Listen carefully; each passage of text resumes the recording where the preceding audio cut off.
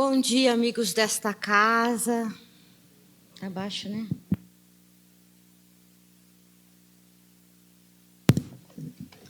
Que Jesus possa derramar as suas bênçãos sobre nós, nos aquecendo, sobretudo aquecendo a nossa alma. Nós estamos estudando o capítulo 15 do Evangelho segundo o Espiritismo, itens 1 a 5.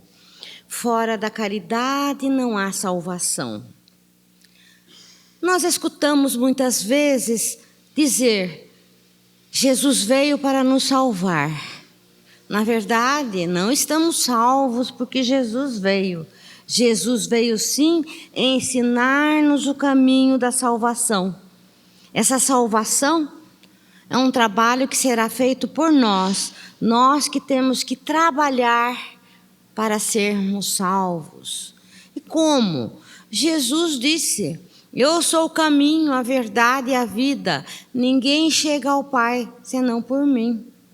Então ninguém chegará próximo à perfeição de Deus, o Pai, se não trilhar o caminho proposto por Jesus. Proposto através de todos os seus ensinamentos e através de todos os seus exemplos. Jesus vivenciou tudo aquilo que ele ensinou. Então, o que é salvar-se? Salvar-se é evitar para si mesmo a dor e o sofrimento. Nós conhecemos a lei de causa e efeito, a lei de ação e reação. Tudo que fazemos para nós retorna. Jesus disse: a semeadura é livre, mas a colheita é obrigatória. Então, tudo aquilo que nós fazemos para o nosso próximo, todos aqueles atos que praticamos, para nós eles retornam. Então, é muito interessante que pratiquemos bons atos, porque daí boas coisas retornarão para nós. Isso é salvar-nos, é tratarmos de seguir os ensinamentos de Jesus, que nos ensinará a praticarmos boas ações, para que essas boas ações retornem para nós. Para assim irmos nos tornando cada vez mais felizes, nos salvando do sofrimento e da dor. Então podemos nos salvar, nós temos essa condição. E fomos sempre orientados por espíritos superiores que encarnavam entre nós e, sobretudo, pelo maior de todos, que foi Jesus, que deixou gravado na Boa Nova o seu maior ensinamento, a essência dos seus ensinamentos, que é a prática do amor. Amor ao próximo, amor sem restrições, amor sem esperar recompensas. Amor ao próximo, que é a caridade. Fora da caridade não há salvação. Então, um dos meios de nós nos salvarmos será praticarmos a caridade. A palavra caridade vem do latim caritas, que significa o amor que se desloca. Então, caridade é um movimento de ação, não de inércia, de busca do necessitado, de colocar-se à disposição daquele que está em apuros, que está precisando, seja do que for, e seja ele quem for. Caridade é um gesto de desprendimento quando nós deixamos de lado o orgulho e o egoísmo. O orgulho e o egoísmo é que travam o nosso desenvolvimento, é que travam o nosso crescimento, que nos dificultam a nos elevarmos a patamares superiores. Então precisamos deixar de lado o orgulho e o egoísmo e irmos de encontro ao nosso próximo através da prática da caridade. Certa vez um doutor da lei pergunta a Jesus: como é que eu consigo o reino dos céus? Era uma preocupação constante deles, a busca do reino de Deus, do reino dos céus. E nós sabemos que reino de Deus, o reino dos céus, não é um lugar geográfico, não é um lugar determinado. O reino dos céus habita dentro de nós. É uma condição da nossa alma. É sentirmos a plenitude da paz, do dever cumprido, da alegria perene, Esse é o reino dos céus. E é uma conquista também que é feita por nós através dos nossos esforços, eliminando assim as nossas imperfeições. Então esse doutor da lei pergunta a Jesus, né? Sempre Jesus foi provocado por aqueles homens que frequentavam o templo para ser analisado, para ver se não caía em contradições. Então lhe perguntam: como é que eu consigo o reino dos céus? E Jesus fala: está na lei, não está escrito lá? Amará teu Deus de todo o seu conhecimento, todo o seu entendimento, de toda toda a sua compreensão, de todo o seu coração, de todo o seu amor. Amarás a Deus e depois ao próximo como a ti mesmo. Né? Essas três colocações, uma implica na outra, porque quando eu amo Deus, eu tenho que amar a sua criação, que é o meu próximo e a mim mesmo. Quando eu estou amando o meu próximo, eu estou amando a Deus, porque eu estou amando a sua criação. Estou amando-me porque eu estou produzindo para mim o melhor. Eu estou progredindo espiritualmente. Então, amar a Deus, ao próximo e a si mesmo é tudo o que contém. É tudo que é necessário para que se dê o nosso progresso. Aí, esse doutor da lei, após ouvir estas palavras, ele pergunta, também provocando: mas quem é o meu próximo?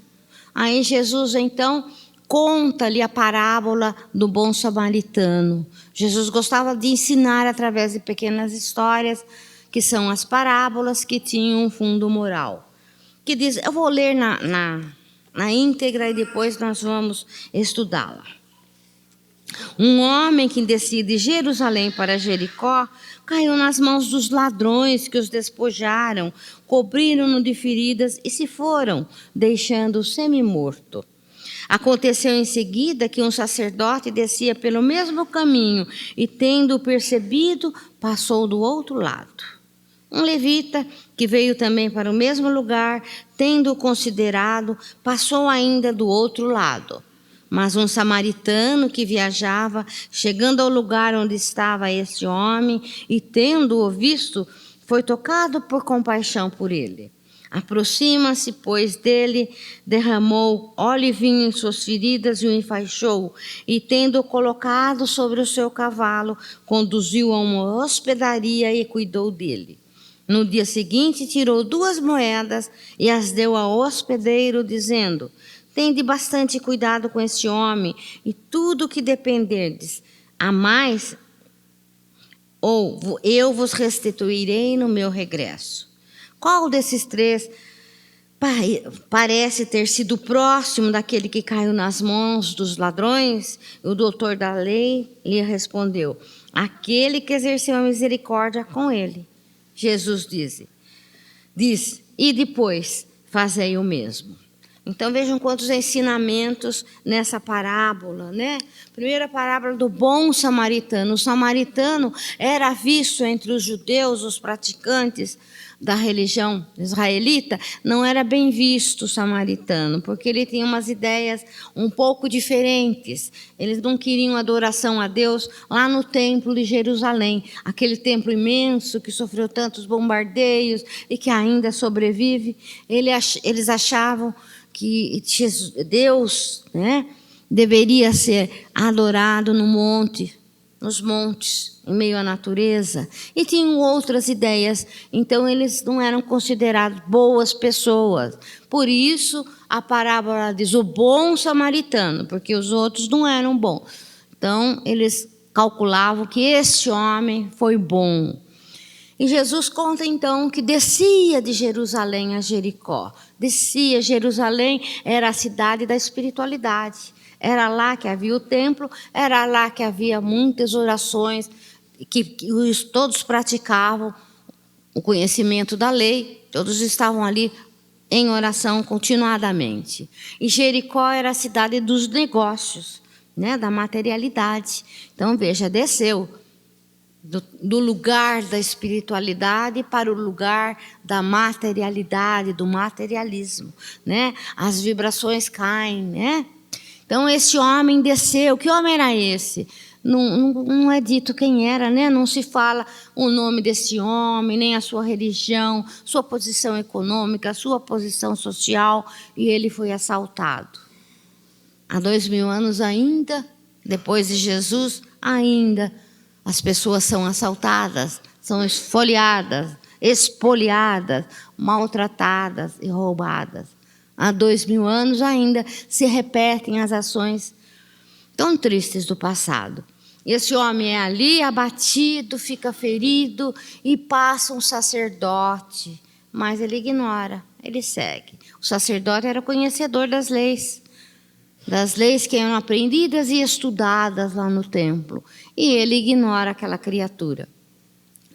Passa seguidamente um levita. Quem era o levita? O levita era o auxiliar do sacerdote, também conhecedor das leis. Passa seguido, passa ignorando aquela situação. E quem o auxiliou até o fim foi aquele homem, que não era visto com bons olhos. Então, que o levou até para uma hospedaria, curou suas feridas, como era o costume, com azeite, com vinho, paga para o homem da hospedaria cuidar dele, e disse que se fosse necessário daria até mais dinheiro. Então ele portou-se como uma boa criatura. Uma pessoa tida como má foi aquela que praticou a caridade. Então não importa a religião, não importa termos religião, porque não é a religião que faz a criatura, é o desejo de seguir as instruções de uma religião. Claro que uma religião é uma coisa muito importante, porque ela esclarece, não é? Ela acalma, ela pode trazer conforto espiritual para as criaturas, e é necessário que todos nós busquemos, sim, uma religião, mas nem sempre o religioso pratica tudo aquilo que a religião está lhe ensinando. Então, aquele sacerdote e aquele levita não praticaram tudo aquele que eles sabiam, todo o conhecimento que haviam adquirido através da religião. Então, não importa se a pessoa é religiosa ou não, o importante é a prática da caridade, é se dispor ao auxiliar o próximo, deixando de lado o orgulho e o egoísmo e ajudando seja quem for. Era um anônimo aquele homem, e é assim que devemos proceder. Não ajudar aquele que nós conhecemos, aquele que é da nossa religião. Não importa quem, é o necessitado que necessita da nossa presença, seja ela em qualquer situação. O homem egoísta diz, eu faço o que eu quero. O homem justo diz, eu não faço para os outros o que eu não quero que me façam. O homem caridoso diz, eu faço ao outro o que eu gostaria que me fizessem. Então, o homem caridoso pratica a ação, ele faz, ele vai de encontro àquele que sofre. Todos nós somos seres ainda imperfeitos, Nós somos seres imperfeitos, mas com possibilidade de aperfeiçoamento. Então, onde nós estamos, está ali a nossa oportunidade de nós praticarmos o bem, de nós transformarmos aquele lugar, aquela criatura, colocando a ela numa situação melhor, moral e espiritualmente falando, e também materialmente para aqueles que podem. Existe a caridade material, que é aquele que oferece o bem material que é necessário. Aquele que não o possui a grande possibilidade de praticar a caridade moral. Joana de Ângeles, a mentora de Divaldo, num dos seus livros, ela diz, floresça onde estiver plantado, semente de luz que tu és. Então, todos nós somos sementes de luz, porque fomos criados pela grande luz. Somos filhos de Deus, criados à sua imagem e semelhança. Somos uma sementinha ainda, mas somos a semente que pode germinar, seja onde estivermos. A semente pode germinar num vaso pequenino, num vaso de boca maior, num jardim imenso. Então, nós temos essa possibilidade de progredirmos, fomos criados simples e ignorantes, sem o conhecimento, mas com a possibilidade do crescimento, do aperfeiçoamento. Nós somos perfectíveis, com a capacidade da perfeição, né? Através do nosso trabalho, da nossa vontade. Então, onde estamos, aí estão todas as possibilidades que temos. Não é preciso ir longe, não é preciso uma tarefa imensa, né, de missionário. Às vezes a gente fica pensando, eu quero fazer uma grande obra. Não é preciso uma grande obra. Se nós auxiliarmos uma pessoa, uma criatura, nós estaremos fazendo a diferença. Tem uma historinha do rapaz que salvava as estrelas do mar. Vinham as estrelas do mar e ficavam ali à beira-mar, sem voltarem para o seu habitat, e acabavam morrendo. Ele então pegava e as atirava de volta ao mar. E alguém vê aquilo e diz, mas que diferença faz? O seu trabalho é inútil, você não vai ter fim. Que diferença faz você salvar tão poucas estrelas? Ele, com uma estrela do mar na mão, diz, para essa eu faço diferença. E a devolve ao mar, salvando-lhe a vida.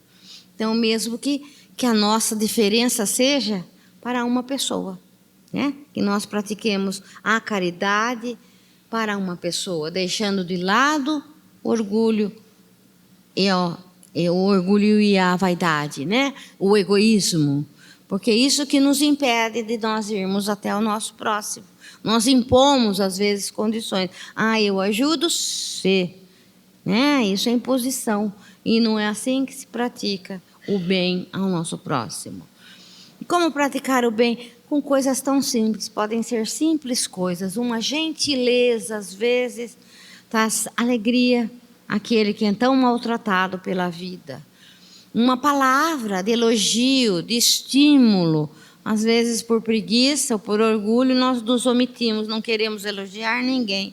E isso traz bem-estar, eleva a autoestima da pessoa quando ela é elogiada, né? Dá-lhe uma força para prosseguir a sua jornada. Um carinho, um conselho, são pequeninas coisas que nós precisamos fazer e que podemos fazer.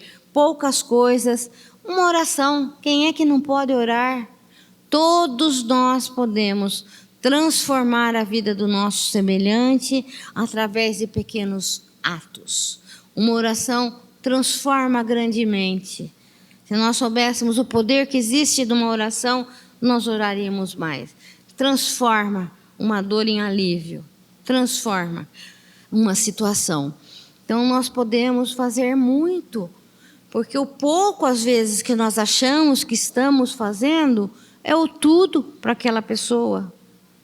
E precisamos estar atentos às necessidades das criaturas. O Buda, Gautama Siddhartha, foi certa vez questionado por um aluno seu, por um discípulo, que diz assim a ele, mestre, você é Deus? Ele fala, não, por que você está dizendo isso? Eu não sou Deus. Porque você brilha. Por que você brilha? E ele diz, porque eu estou desperto. Então, eu estou acordado às possibilidades que me são oferecidas para que eu possa ser útil, para que eu possa ser colaborador de Deus para o progresso do planeta, o progresso na natureza, até nos colocando diante de situações que maltratam a natureza, nós estamos colaborando com Deus. A natureza é obra de Deus, não é? Então nós podemos, em qualquer situação, e podemos buscar aqueles que têm as suas dores ocultas, né? Quantos corações estão amargurados, escondidos nas sombras das dores. Então, nós podemos ir atrás dessas pessoas que têm, às vezes, o sofrimento apertando os seus corações e não conseguem dizer a ninguém, não conseguem pedir ajuda, ou por vergonha, por timidez, não conseguem. Mas nós podemos nos aproximar sem humilhar as criaturas, levando para elas o acalento das nossas palavras, o aconchego da nossa presença. Às vezes o simples fato de nós telefonarmos para alguém que é solitário já leva para essa pessoa uma segurança, uma alegria porque foi lembrada. Como nós precisamos dos outros, né? Nós somos o próximo do próximo. Nós não podemos esquecer disso. Nós precisamos também da caridade dos outros, da oração das pessoas, da potencialidade e conhecimento dos outros que nós não temos, da capacidade do outro, da formação profissional do outro. Nós necessitamos das criaturas. Então, nós também precisamos dar muito para precisar de pouco. Há ainda uma passagem em que é contada uma história, como Jesus sempre contava, de um rei, e ele diz: eu tive fome e me desse de comer, eu tive sede e me saciasse a sede, eu tive frio e me agasalhasse, eu estive na prisão e fosse me visitar. E alguém diz ainda: mas como? Não era você? Como? Quando você esteve nessas situações e nós o auxiliamos? Daí a resposta diz: toda vez que fizesse isso a um pequenino, é a mim que fareis. Então, o pequenino é aquele que está em sofrimento, né? Que está ali encolhido pela dor de toda espécie, pela dor física, pela dor moral, pela dor espiritual. E toda vez que nós auxiliarmos alguém, nós estamos auxiliando, estamos reverenciando Deus, porque nós estamos cuidando do seu filho. Quem é que não gosta, né? Que alguém acuda nossos filhos. Às vezes os nossos filhos estão distantes e a gente cheio de preocupação, mas alguém ajuda, alguém socorre. Então, nós também precisamos socorrer os filhos de Deus, que são os nossos irmãos, praticando a caridade, porque Jesus diz: fora da caridade não há salvação. Porque é o exercício da caridade que vai eliminar em nós o orgulho e o egoísmo. Então, que possamos ter no nosso coração esse sentimento grandioso que Jesus nos ensinou, que é o amor. Ele fala: o meu fardo é leve, o meu jugo é suave, o meu fardo é leve. O jugo é o ensinamento, a orientação que ele deu, é o amor.